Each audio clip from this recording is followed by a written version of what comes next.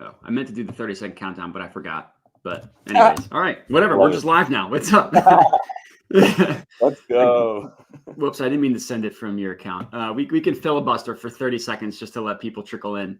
But yeah, I posted the sheet. I meant to post it just for mine, but it doesn't really matter for the live stream bets. I got to say, last week, I forgot to do a recap last week, so I did it this morning. Not our best week in the world, which just means that we only have up to go. I mean, I know for me personally, last week for NFL was, in terms of units lost, the worst week I had.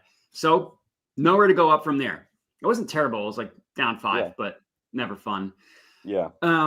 Anyways, all right. Now that we gave people 30 seconds to trickle in, Josh, how you doing? Good, man. Trying to get myself situated here too as we get going.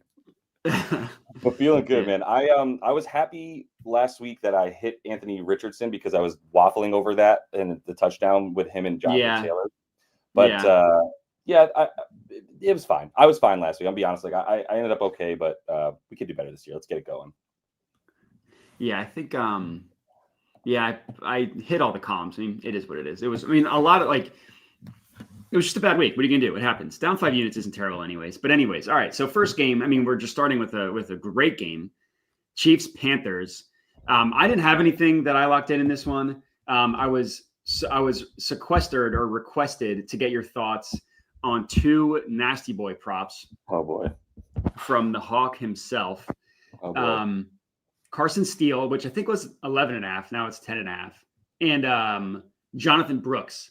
So did you have any thoughts on either of those?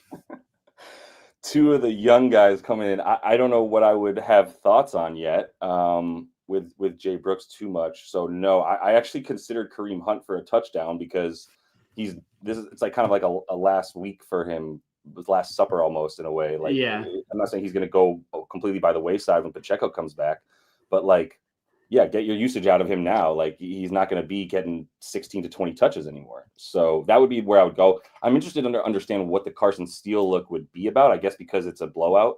So like, it's like the Peyton Pritchard bet of the NFL or something. Basically, yeah. I think it's just like the Chiefs are going to be up by 1 million and they'll just come in and give Steele some run to end the game. I think that's really what it is. It's just blowout. Yeah. And then and fine. And I mean, you could say that too about the sort of like, let's get Kareem Hunt a little bit of rest, but like he doesn't need too much rest anymore. That's the only thing that kind of scares me from that. But yeah, you're ready. Like I know a lot of people are on his rush attempts. Like I see, we got a sports scientist in here. It's probably self-proclaimed one, but a lot of people. Everywhere. Yeah, I'll probably on his or a lot of people are on his rush attempts. I'm guessing just because like, hey, might as well give the guy 1 million carries because they're getting Pacheco back probably next week. Yeah, I mean the Hunt I think is a solid parlay piece if you want his touchdown, but like I'm not playing minus 150 straight up. Yeah, precisely. The Jonathan Brooks, or sorry, no, go ahead. Well, I was just gonna say like Steele has been out there for like 15% of drives since week 3. Since he fumbled, basically. Right. And he's had like basically 3 carries a game in that time frame. I'm not saying he can't get 12 yards on 3 carries. Is that what I want to bank on? It's not a bad play at all. There's other things I already have my money on, I guess. Yeah, that's fair. And the Jay Brooks angle is just like, it's so low. It's 14.5. Yeah. I'm not going to bet it. I'm not going to talk. Go ahead. Sorry, I didn't interrupt. I was going to say, I will bring one look that I thought was awesome. I didn't hit it. My buddy hit it. And I was looking at it, but it's Xavier Worthy over 1.5 rushing yards. Okay. So the thought process with Xavier Worthy, if you look at him, is if he gets a rush, he gets a yard. So the thought there was they lost, obviously, their first game. Not like they need to like panic, but if you want to mix things up, coming out of a bye, Andy Reid, blah, blah, blah, like, or at least coming up with extra time anyway, then like this is a situation where he'd be trying something like a wide receiver rush. So that was an interesting look, but he's got to get the one attempt, and he's gotten one in all but like 3 games. So when he gets it, he goes. But so it's still a nice hit rate. I thought that was an interesting look, but that would be the only thing I would even really consider in this game, I guess. So yeah, I mean, I think that's solid. I mean, last week they definitely made it a point to get him involved, whether it was like through the air, through the ground. It was like that one drive specifically where he had like, I forget exactly the exact numbers, but I know we had a lot of production on one drive specifically. Right. Another play that, again, I didn't bet. So this probably isn't even worth it. But it's the tight end, the young guy for the Panthers, Jatavian Sanders. Just because the Chiefs defense is weak at guarding the tight end, and he's like a young guy, maybe that gets more run the second half of the year. I saw someone in the comments, didn't even call him by name. That kind of tells you everything you need to know. Panthers tight end. Yeah, Panthers tight end. But I mean, with Thielen back, it's probably, again, I didn't bet it, so it's probably worthless for people, but we can move on. Yeah. All right. Vikings Bears. Did you have anything in this one? Vikings Bears, and my notes just canceled on me. Just give me 1 second. You're good. Oh yeah, I love Hawk. Hockey leagues, okay. Hawkinson this one. I gave Hawkinson out. I played him at 36.5 yards receiving. I don't think Jay Jets is going to get completely shut down, but I mean, he's going to get the toughest matchup, that's for sure. Jalen Johnson's got to be a top 3 cornerback in the league. So I got him at -1. What did I get him? -115 on DraftKings was the best number for 36.5.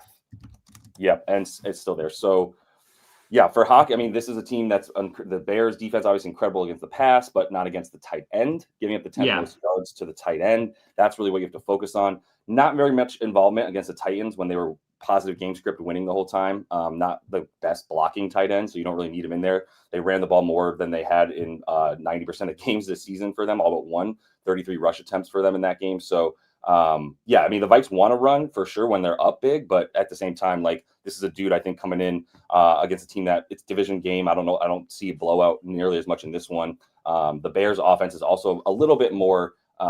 It's a little bit less explosive even than it was under Shane Waldron at this point. Like, it does seem like they're going a little bit slower, a little bit shorter yardage. Their offensive line's not good enough to give Caleb Williams the time that they were trying to. Point being that, like, I don't think it's going to be like you have to get it to Jay Jet and go. This is going to be a little bit more of a choppy game. And I think for him to get 4 receptions here, so to get about 37 yards is super reasonable. Yeah, the only thing I think that's a great look. The only thing that scares me is just he's been playing like half the snaps basically. So they're kind of working him back. Yeah.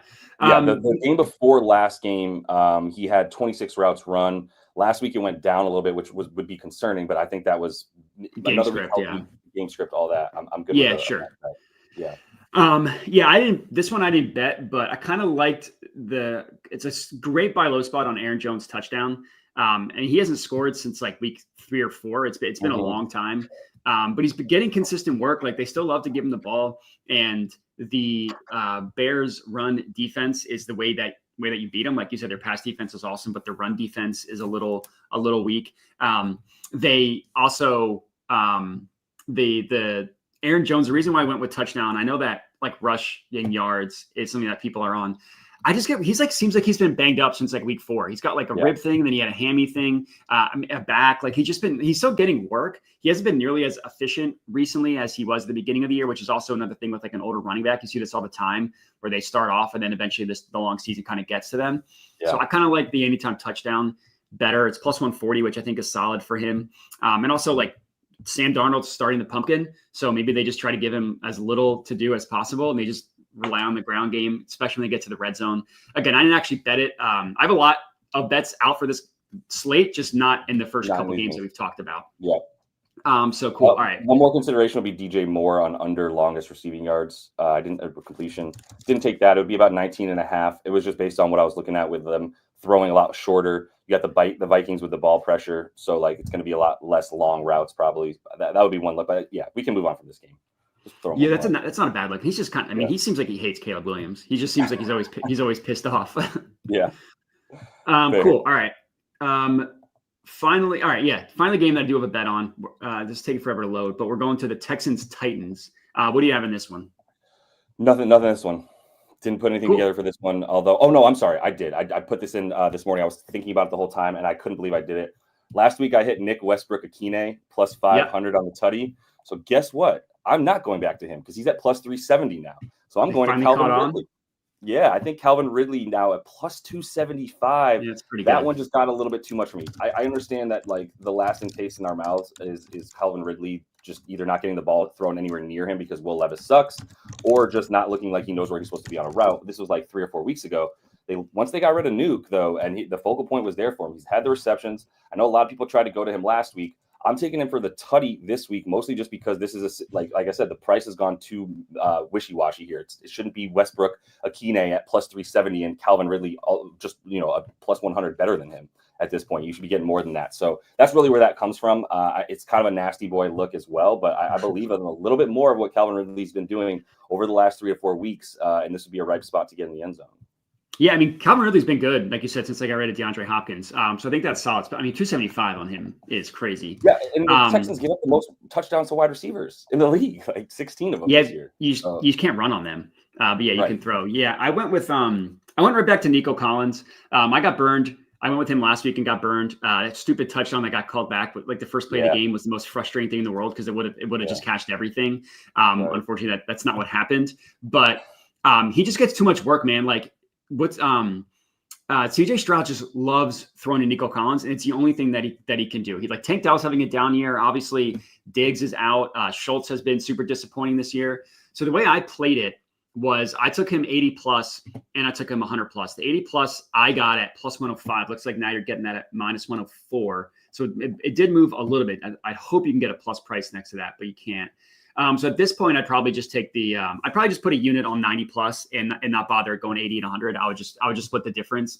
So that's what I'm going to go ahead and put in the sheet is Nico Collins. But it's just a play like Noah Snead's out. So you're not worried about like the best man-on-man cover corner who just like shut down number one wide receiver options. That's not the case anymore. And like the Titans defense, you look at their entire season, they're good. Like somebody commented was like, they're like number one versus wide receivers. That's all because of Snead. If you look at like, he's been out, I think for about a month now. If you look at since then, I don't know the exact numbers, but they're much worse against the wide receiver position. And Nico Collins, like I said, CJ Stroud just loves him. Last week, he only played 47% of the snaps. He would have had over 100 yards if that touchdown doesn't get called back, which it was the correct call. I'm not saying it was a bogus call. He still caught the ball and ran 70 yards and scored. He's hit at least 80 receiving yards in all 4 games before he got hurt. So that takes out last week, obviously, and it takes out the game in which he got hurt, at least 80 yards in all 4. And then 3 of those 4, he had 100. And even if you look at the game in which he did get hurt, he played 13% of the snaps. So he got hurt like on the first drive of the game. He had 78 receiving yards because he had a long bomb touchdown. Like that's just what Nico does. He still leads the NFL in receiving yards per game. He's 8th in targets per route run. He's number 1 in yards per route run. Like I said, I'm not scared off of the Titans defense. I think we are getting a little bit of value because if you look at their season-long stats, they look a lot better than they are. And it's the Texans at home. They have to get this passing offense rolling if they want a chance to make some noise this year. It's been kind of like a weird year. I mean, like Nico's been out and all that stuff, but still. So yeah, I went right back to Nico. I don't hate his touchdown either. Last I checked, I was like plus 120, something like that. Right now, even though plus 140, I think is solid for Nico Collins. Like again, he should have scored last week, but he didn't. And then Mixon had 3 touchdowns. So this is what it is. So yeah, I only actually bet the 90 plus, but I do like the anytime touching as well. Yeah. All right. Can we just maybe abolish the illegal formation, or can we at least blow the play dead when the illegal formation happens? Can we stop letting the play run out? It's like false start. Like you let you know what I mean? Like you don't let the play go with a false start. So why do you do it with an illegal formation? We're only getting mad because we're watching our players get the stats that we need them to get, and then you call it back. It didn't impact the play that much. So and we know it's not going to count. You know what I mean? It's not like it's stupid. It's stupid. Figure it out. Anyways, Lions Colts. You bet anything in this one? Love Josh Downs. Love Josh Downs. Did you know there's 10 players that have started for the Lions this season that are now on IR?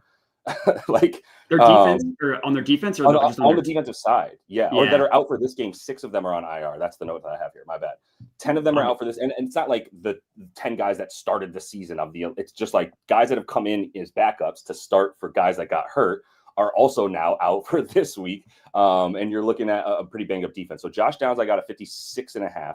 I would play that up to 70 to 60, excuse me. And I would sprinkle on the over 79.5. I haven't yet, but over 79.5 was plus 240. I was finishing up some stuff that really helped me feel better about it before we got on the show. But either way, I still think it's a good look. We're going up against a Lions defense that's banged up. I do still think you're going to have positive game script for the Lions and negative for the Colts in this one. Everyone was a little bit afraid of AR coming back and that impacting Josh Downs, who seemed to have a bromance with Joe Flacco. And I don't think that matters as much. Like, Josh Downs is still your best option. Anywhere from 5 to 50 yards, in my opinion, Josh Downs is your best option at this point. He's gone from just like a low ADOT receptions guy to a guy that gets a bunch of yak. He gets a good amount of air yards as well at this point. Obviously, when Alec Pierce is getting air yards, but that's only from Joe Flacco. So we don't have to worry quite as much about Alec Pierce coming in and vulturing our Josh Downs stuff. This is something he's done super consistently now, only like 3 times that he hasn't gone over this number. And even with AR, I'm super not worried about the Lions' awful pass defense against wide receivers. Yeah, their pass defense is terrible. I didn't bet it. The play that I was going to say was Anthony Richardson passing yards, just because it's so low. I mean, like, it's like low 200s like 199, 204.5, 203.5, like, depending where you look. I get it. Like, if you look at his game logs, it's gross. He hit it in his first start, and then he didn't hit it in any start up until last week when he came back from getting benched. I don't necessarily know if he's just, like, if last week is going to be how he plays the rest of the year. He did look a lot better, but it was only one game. It was against the dead Jets defense. But, like, as good as the Lions are, their pass defense, like you said, their pass defense is not good. Their pass funnel is the same thing last year. So I do think that, like, a lot of passing props are undervalued for the Colts. I do think it probably makes sense if you're going to do it to take downs, because like Pittman's been dead this year. And then, like, maybe you'll get a bomb play to Adonai Mitchell, who I think is good. He just can't quite figure it out. Or a bomb play to Pierce, as you mentioned. But yeah, the most consistent one is definitely going to be Josh Downs. So I like that. Someone in the chat asking about Jameson Williams. Yeah, I don't know what to do with this Lions team. It's like last week, I mean, they were up 50-0 and they still were trying to score. It was like, so I mean, maybe you don't have to worry about. Yeah, maybe you don't have to worry about a blowout for them. It's a low number, and the guy like Jameson can hit this in any game. Yeah. Like last week, this logic would not have worked out, but I like to target Jameson in a game where he thinks going to be a shootout, and I don't necessarily know if the Colts are going to be able to keep up. So I probably would hold off, but yeah, like that would have been incorrect last week. You know what I mean? So right. So, yeah. And I think also shout out Amon-Ra leading the game in yards last week, and it looked iffy for a while. Then he was like, "Nah, you guys are done with your 50-yard receptions. I'm going to get a 50-yard reception." But that's why I do actually like Jameson this week, is because if you look at the Colts' big plays that they allow, they are bottom 5 in plays of 16+ yards. I don't know why that was a stat that came up 16+ yards. Because this was actually a stat that was recorded. I forget the site that I started using. That's actually pretty good. I could see it not being free pretty soon. I'll let you know. It's a really good one because it shows you like yards, explosive plays. It shows you things like how many minutes the team has spent trailing this season and what they do in neutral game scripts. So it's a really good one. But the 16+ yards, they're in the bottom 5, giving up the most of those. And Jameson Williams is a dude that, like, yeah, you give him an ounce of space, the yak is about to go through the roof. So I think he's probably going to get his longest reception, and a touchdown for him was like plus 220. That was something I consider a sprinkle on as well. Yeah, touchdown 260 now. FanDuel always does this, like an hour or 2 hours before kickoff. They nuke all their odds so they can brag about having the best price. It's like if all of these props we have given out, it's either been Bet365 or FanDuel. Yeah, they'd be doing that. Yeah. All right, next game. Yeah, it's not bad. I mean, they're getting all the action, and a lot of people are morons, so they'll win more often. They'll get money more often than not. Never underestimate how many stupid people are on this planet. Yeah, exactly. All right, Patriots Dolphins. Do you have anything in this one? Oh boy, gross. No, I do not have anything in this game. Please don't make me. Perfect. I got a ladder for you. So yeah, the games that you hate, I have the best. Give me Hunter Henry receptions ladder. I took him over 4.5. That you actually can get a better price. I got that at plus 100. Now you can get that at plus 105. I took him 6+ at plus 215. You can now get plus 225. And I took 7+ at plus 425. You can now get plus 450. So you can get a way better. You can get better price on all three. I'm not scared off. I mean, Hunter Henry, like I get that this has a lot to do with just being like the healthiest guy all year, but he's run the most routes as a tight end this year. He's been really good with Drake May. Like if you look at his target rate, the first 5 games, and was Jacoby Brissett, the last 5 games when it's Drake May, target rate would be the 5th highest among all tight ends if you just extrapolated that out. 19.8% target rate. Like that's not going to be up there with the alpha wide receivers, of course. Like you're looking at like a Justin Jefferson's in the 30s. But in the last 5 games, which is every game started by Drake May, target rate 19.8%. Again, 5th highest. In those 5 games, he's gotten at least 5 receptions to cash out the first leg of the ladder in 3 of those 5. And then where are my notes? And then let's see. He's got 5 receptions, and then on 8. Sorry, all right. We're gonna start over. He's got 5 receptions. I know what you're trying to say, by the way, so it's not too wish-wash, but go ahead. Yeah, sorry. Sometimes you start a sentence and then your brain is like, that's not the right one. Anyways, he's got at least 5 receptions in 3 of the last 5 games. And in those 3 games in which he got at least 5, he had 8, 7, and 6. So actually all 3, he would have cashed the second leg of the ladder. And in 2 of those 3, he would have cashed the full ladder going up to 7. More importantly is his target rate of 8, 9, and 8, or 9, 8, and 9 targets in those 3 games. That's pretty good target volume, especially for a tight end. And then you look at the matchup for the Dolphins. Since week 3, they've allowed the 2nd most receptions to the tight end position. The Dolphins are a defense where they keep everything in front of them. So I would guess if you look at that explosive play rate, the Dolphins are on the lower end of that, because they allow the 6th highest average depth of target, the 6th lowest ADOT. But again, 2nd most receptions to tight ends since week 3. So they're like a receptions, not a yards type of team, which is why that's where I ended up going with. So yeah, I like I said, I climbed the full ladder on Hunter Henry. I'm putting it in the sheet now just so people kind of know what to take it at and how I did it. You can get a little bit of a better price on all 3, which is always a little bit scary, but it's not dramatic enough to completely scare me off. Yep. All right, next up, Bucks versus Giants. You have anything in this one? Yeah, I still didn't bet it. Because it's back and forth between the running backs, and I want to take one of them for the Tutty, and I want it to be Rachaad White. I actually was seeing that Rachaad White was doing a little bit better than Bucky inside the goal to go situations. Is really what it was. He got 100% of the goal to go situation rushes last week, which was 2, but it was more than Bucky Irving. So I mean, look, Bucky Irving's a better runner. I don't think that's in question. But if he's going to get the touches with White is going to get the touches inside the 10, not even the red zone, but the 10. That's been the case the last 2 to 3 weeks. When you look at the split there, I just didn't trust it enough. I just don't know if there's what's going on behind the curtain. And we could even get the dude whose name I don't even bother remembering. Sean Tucker. Yeah. I only know Sean. I want to call him Sean Vay, which is weird. It's not even McVay. I just want to call him Sean Vay. I don't know why, but either way, yeah. Sean, I already just forgot his name again. Sean Tucker. Jesus. But he hasn't really been getting involved as much. But yeah, between the 2 guys, I didn't know where to go. So that would have been the only one that I probably would have liked. In terms of the receiving yards, so I have one play that I actually locked in, and then a lot of people have questions about what to do in this one. The play that I actually locked in was Theo Johnson. I took him over 21.5 receiving yards. It's a beautiful, nasty boy. But if you look at how recently, and this is all with Daniel Jones, so take that with a grain of salt. Obviously, the target rate, all that stuff could be different with Tommy Cutlets. But last 6 weeks or so, he's gone over the 21.5 number in 5 of those 6 games. And he's actually reached at least 30 yards in all 5 games in which he went over. So if you want to take this as a ladder play up to 30, I don't think that's a terrible idea.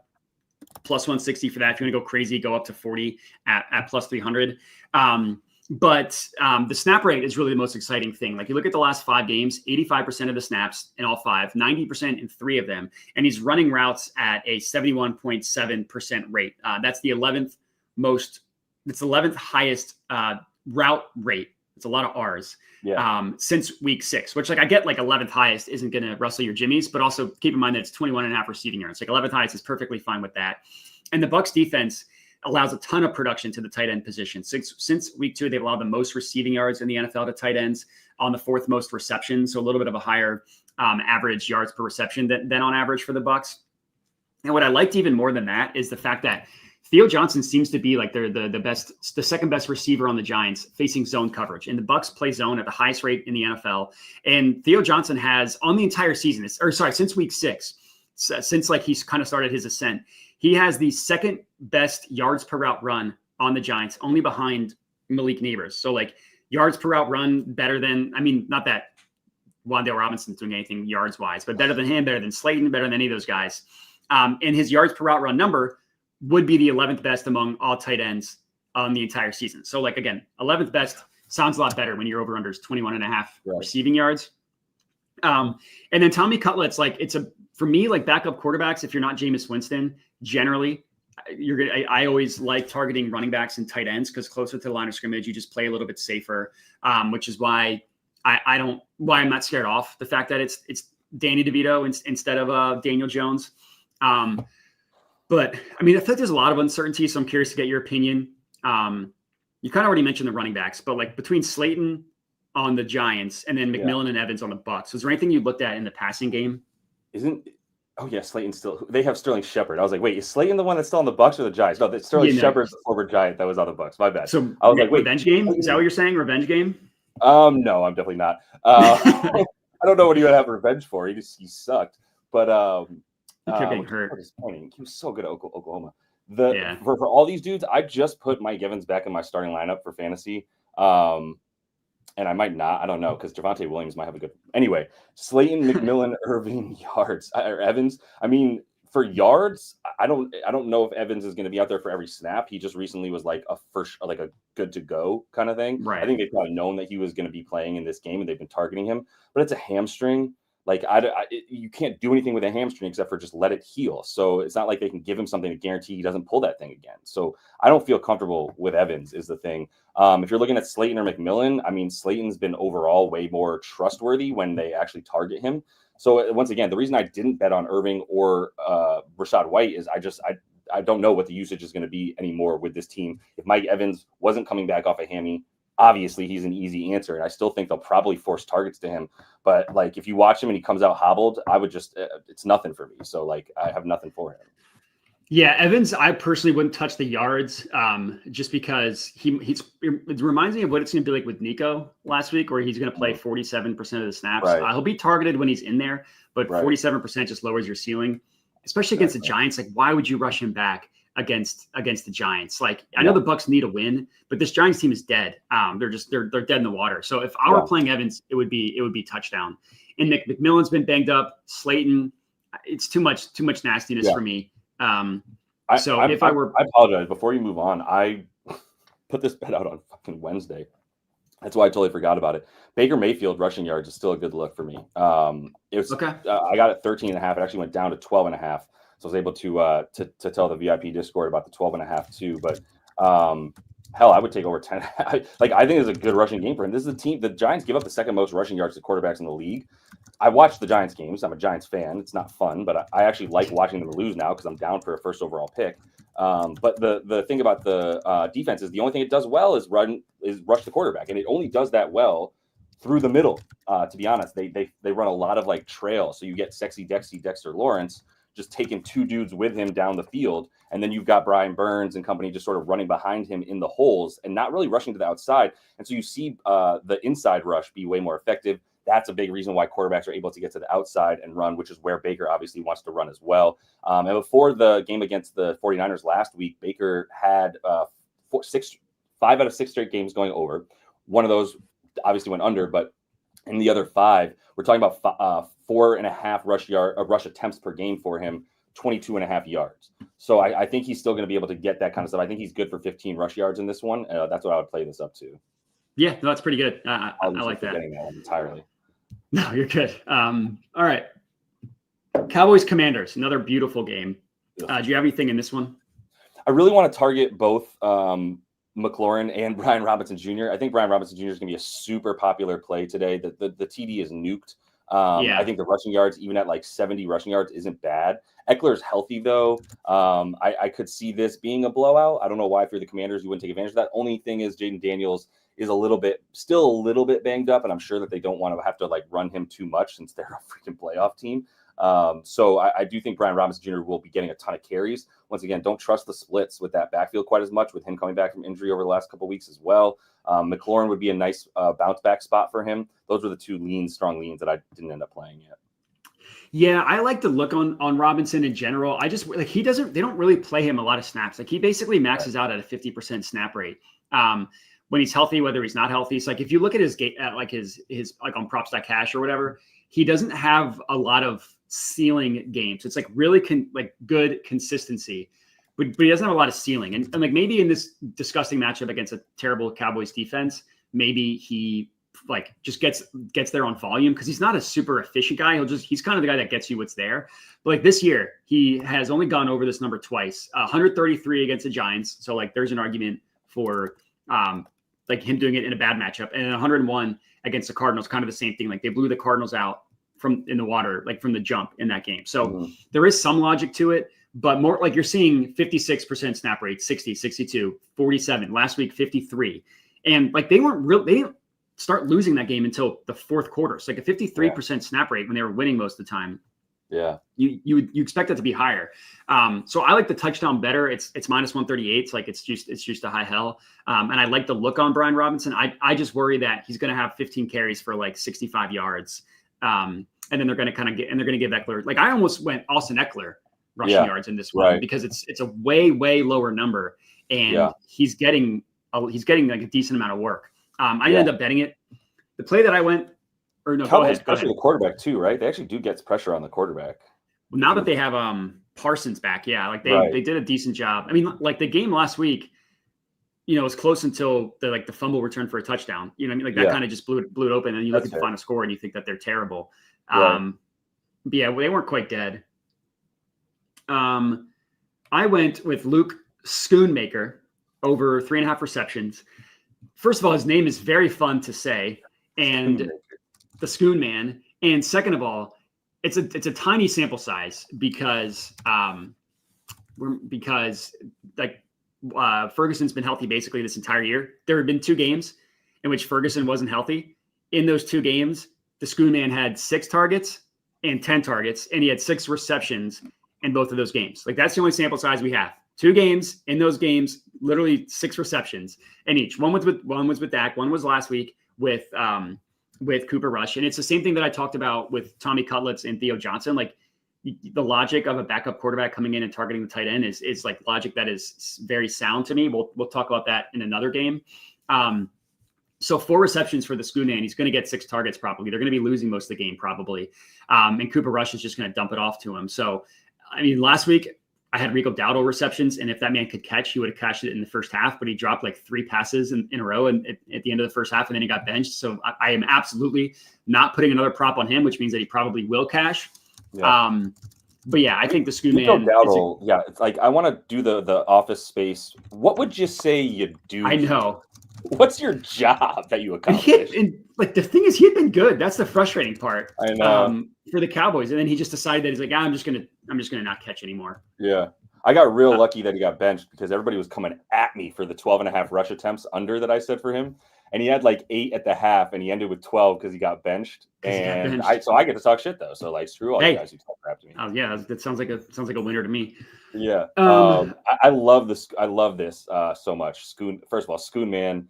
Small sample size for Schoon Man, but man, I think this is a nice play, and I love that we get to say Schoon Man moving forward. It's very fun.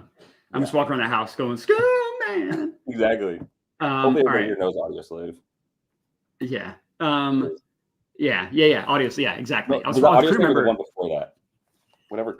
Anyways, Broncos Raiders, another fantastic game. What do you have here? I didn't play anything in this one. I would consider the passing stuff for the Broncos. I don't know what Sean Payton's going to do. I mean, I didn't bet on Audric Estimate last week, which everybody did, and they got screwed because Sean Payton's been saying that Estimate is going to get time, and then he just keeps putting Javonte Williams out there. So I wanted to play Javonte Williams, but yeah, I actually think this might be the only play that I would really consider. It's either Sutton or it's Knicks in the pass game from Crank Zone. So yeah, I think that's the best play of this game, but I still haven't bet that. Yeah, I didn't bet it. I like Abdullah receptions, 4+. I mean, like Madison's out. Zamir White is doubtful. The Broncos give up a ton of receiving work to the running back. It's because of how aggressive their blitz packages are. So a lot of times the outlet is just to dump it off. Gardner Minshew is more than happy to dump it off either to the running back or to Brock Bowers. I mean, Bowers is incredible. It could just be Brock Bowers. Had like 13 receptions last week or whatever it was. But I liked Amir Abdullah better because like you're not going to run the ball with him. Like, you know what I mean? That's not his game. If anything, it'd be the other guy, Laube. But last time I checked, we didn't even have props for him yet because the books don't even know how to price him. but it's the stupid thing. Like, I don't know if it's OddsJam or if it's my computer. It's just going really slow. But yeah, it would be like, I'm not betting it. It'd be a Amir Abdullah reception if I were. Let's just see if we have the Lauby. What is a Lauby?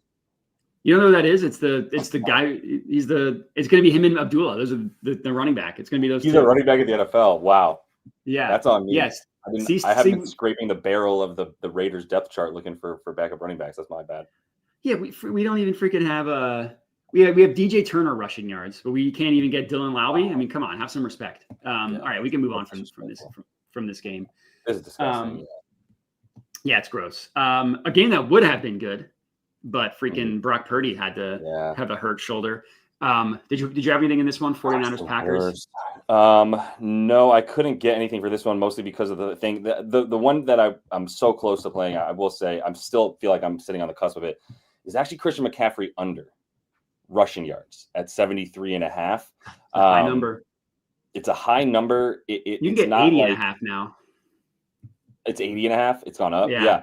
So this went up after Purdy went out because they're just like, okay, let's run more. But anyway, sorry, go ahead. No, makes sense. I don't think he looks good yet. I didn't think he had it last week. I was talking to, I had on my show on Friday, a guy who covers the 49ers, Dieter, and Dieter was bringing up some really good points, having gone to all these practices and stuff. And he was the one that led me to the under for Christian, saying, like, the whole point of the 49ers run game is stretch outside zone, and then one cut up field from the running back, right? It's sideways, upfield when you find any kind of hole. And that's what Christian does really well. That's what both he and Jordan Mason have gotten the bulk of their yards on, is yards outside the numbers, not inside. And so if you can't do that, if you can't cut, because your whole bottom half of your leg is sort of tattered right now and being cobbled back together, it's going to be tough. So I'm going to continue to buy into him not even getting the necessary rush attempts to do that. I wouldn't stay away from anything receiving. I mean, their receiving core is so in shambles that, like, Jawan Jennings looks like Terrell Owens at this point because Debo can't get involved at all. And even their like rookie receivers and second-year receivers that they had going for a few plays in a few games, they're also hurt. So I think he'll be a lot more involved in the receiving game, but I would not be the least bit surprised to see him have like a 60% opportunity share on the run game. And so that's why I think 80.5 is enough for me to go under at this point. That's what it's at. I didn't see it rise that much. So yeah. And that's a huge difference between FanDuel and every other book, which that always makes me a little bit nervous, but you never know. So I took George Kittle receiving yards before Purdy got ruled out. I'm still going to take it. It's exactly what I've talked about before. And it's just so low. Like, it was 45.5, 47.5. Now it went down to 38.5, 39.5. I think that's a little too far. He just gets so much work, and it's the same thing. Like, it's a backup quarterback. Like maybe it's a receptions thing for Kittle. Because the reason why he went with yards is because he's an ADOT guy with Brock Purdy. Like, George Kittle has the best yards per route, or best yards per route run and the best yards per target of all tight ends. He also has the second most receiving yards of all tight ends in the NFL. He's hit this over-under in both games this year that Brandon Ayuk missed. I mean, the no Purdy makes it like everything just a complete shot in the dark. Like, as Brandon Allen apparently can't throw downfield. I'll be honest, I don't know the scouting report on Brandon Allen, so this very well could be right. You just hope that they're just gonna try and scheme some stuff open for George Kittle, and that Brandon Allen can at least he's not gonna be as good as Brock Purdy, but like, what were we saying about Brock Purdy before he came in? Like, that he was just a schmuck. So maybe Brandon Allen could just run the offense. That's the most important thing. Like, a lot of stuff is just scripted for them. Yeah. So if he could just run the script, maybe he'll be fine. I still like Kittle. Like, call me stubborn, but I still think it's a good look at 38.5. I still would take it at 50 plus, which is like, I mean, I got it at plus 105. Obviously, that's a terrible price knowing what we know now, but like plus 165 for Kittle to get to 50 yards, even with backup quarterback, I think is solid. But as of right now, it would just be the 38.5. Yeah, I like where your head's at. I mean, this is going too low, and I mean, if you're a backup quarterback, who do you feel most comfortable throwing to? Yes, Brandon Allen, you really can't throw downfield. I don't think it's really necessarily lack of throwing of arm strength, to be honest. I mean, he's just been bad on bad teams and just been filling in for the Commanders and the Raiders and wherever else he's been just as a spot starter. But when you're in Kyle Shanahan's offense, like, I think the first 20 freaking plays are going to be scripted. He might be a look for like over in the first quarter for Brandon Allen too, and his passing yards. Like, if he's actually more successful when they have those plays scripted for him, I think that's a look. But I'm not scared of taking George Kittle just because of Brandon Allen. I might be telling you on that now that it's at 38. I guess I don't have any odds out for first quarter passing props. I kind of like that. Like it's like the scripted plays thing. Yeah. But anyways, Cardinals, Seahawks. Do you have anything in this one? Cardinals and the Seahawks. I do really love Jackson Smith and Jigba today. I think JSN has clearly surpassed. I got him 56.5 receiving yards. I think he's surpassed. I know he has surpassed Lockett. Definitely Lockett. Option. Yeah, definitely Lockett. I'm not trying to make him the number one option, but I will say when DK was out, like he was incredible. So I'm not going to poo-poo that, but yeah, with DK likely in there, so I still think 55.5 is good for him. If you look at the way that he's going to be going up against Arizona, like I think Arizona's a little bit overrated right now. They've had some good weeks against Aaron Rodgers, formerly of the New York Jets, I think we can almost say, and the Chicago Bears as well, who are, there's a reason they don't have their offensive coordinator there anymore. So I'm not too excited about the Arizona defense just because they had 2 good weeks against bad offenses, bad passing games. The last 3 he's at 120 yards a game, man. He's at 30. He's at more than 10 targets per game in the last 3. And I know that Debo wasn't out there for one of them, but he was out there for 2 of them. And he was hobbled, and we'll see if he still is. I don't care though. I think he's just become that much of a favorite target of Geno Smith, and his ADOT is finally legit. Whereas last year it was like a screen pass average. It's now actually a legit like 9 to 10 yard ADOT that you can rely on for JSN to get some yards. Yeah, and Shane Waldron, the Wicked Witch, is gone. So finally, I didn't bet this game. It would be rushing yards for James Conner just because he's so consistent. He gets so much work. The Seahawks run defense is generally pretty bad. I know they made a move at defensive tackle or a guy came back healthy that has people excited, but their numbers suggest they've been bad. I mean, they did decently against the 49ers last week, but I didn't bet it. So we can move on to Sunday Night Football. We're talking about the Eagles, which means obviously I got to put on my big hat talking about the Eagles. What do you have in this one? Oh, man. I kind of want to go Jalen Hurts under passing yards because I think they'll be running a lot in this game. What do you think, man? How are you going to ask me to start when you're wearing that beautiful thing on your head? Well, you have to start. Like this is your we always go Josh first. All right. Well, so I have 2 bets that I locked in this one. Number one, so these odds have gotten nuked. I took Dallas Goedert. I got him over 43.5 receiving yards. It's a ridiculously low number for Dallas Goedert, who has been good in the games in which they're missing one of Devontae Smith or AJ Brown. Granted, that's been 3 games this year, so it's not a big sample size, but in those 3 games, he hit the over 45.5. He hit the over 48.5 in 2 of those 3 games. He averaged 90. Now, one of them was like a 170-yard game, which obviously is going to really, really take up his average, but consistently targeted when one of those guys is out. The Rams defense is weak to the tight end position. Like I need to pull up my notes in front of me. If they're allowing, the Rams are I think it was 3rd most receiving yards to tight ends since a certain time frame. I forgot. My notes are in a different document, which is why I'm scrambling. But the Rams are weak to the tight end position. And like I said, Dallas Goedert just gets more work when one of those receivers is out. I got to go nasty. Grant Calcaterra over 5.5 receiving yards is ridiculously low. It's going to take 1 reception for him to hit this. In the games in which Dallas Goedert or Devontae Smith were out, so it's 5 games, and that's including the game where Dallas Goedert initially got hurt. So the over-under is 5.5. He's gotten at least 20 receiving yards in 4 of the 5 games in which either Goddard or Devontae Smith was out. He's not a blocker. He's basically a wide receiver playing tight end, so they're not going to have him block. So if it's not Goddard, they'll probably have Calcaterra go out running routes, and they dial some things up for him in the receiving game. So like 5.5 is crazy. And then I also took 20 plus as well, because like that's the number, like I said, they hit in 4 or 5 games without one of Devontae Smith or Dallas Goedert. So I get it. It's a little bit different with Goddard out and Devontae Smith in, which I understand. But even in that one game that Devontae Smith missed, he hit this over. So I like the look on Calcaterra. Their Eagles are going to have to do something. Like the Rams passing defense is weak. They get a lot of pressure, which Jalen Hurts isn't always good against pressure. So like if there is the one weakness, like that's how they can stop them. But like they got carved up by Drake May and a much worse supporting cast last week. So the Eagles should be able to move the ball through the air. I know that kind of goes exactly against what you said. And I get your logic of they're just going to run it. Like, why bother passing it? I just think they're going to, like, I really like the Rams offense. So I don't think the Eagles will be able to just run the ball the entire game. That's fair.